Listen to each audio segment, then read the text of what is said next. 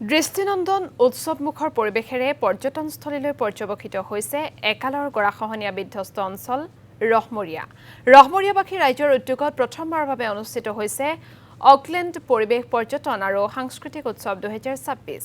25 জানুৱাৰীৰ পৰা 31 জানুৱাৰীলৈকে সপ্তাহজোৰা বৰ্ণাঢ্য কাৰ্যসূচীৰে অনুষ্ঠিত সাংস্কৃতিক উৎসৱ। মহোৎসৱত সংস্কৃতিপ্ৰেমীয়ে উপভোগ কৰিছে থলুৱা জনগোষ্ঠীয় নয়নাভিৰম নৃত্যগীত। উপলব্ধ হৈছে দৃষ্টিনন্দন হস্ততাঁত, বস্ত্ৰ আৰু হস্তশিল্পৰ উপাদান। ভিন্ন জনগোষ্ঠীৰ পৰম্পৰাগত সুস্বাদু খাদ্য সম্ভাৰ উপলব্ধ হৈছে এই উৎসৱত।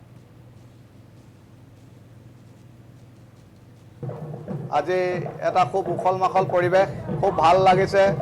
ময়ো আজি ঝাৰখণ্ডৰ পৰা আমাৰ মহান শিল্পী অৰ্জুন লাখৰা আহিছে।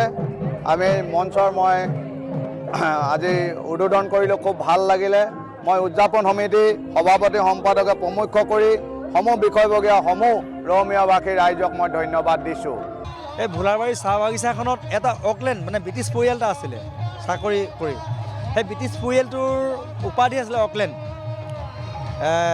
সেই অকলেণ্ড পৰিয়ালটো খুব প্ৰকৃতিপ্ৰেমী আছিলে।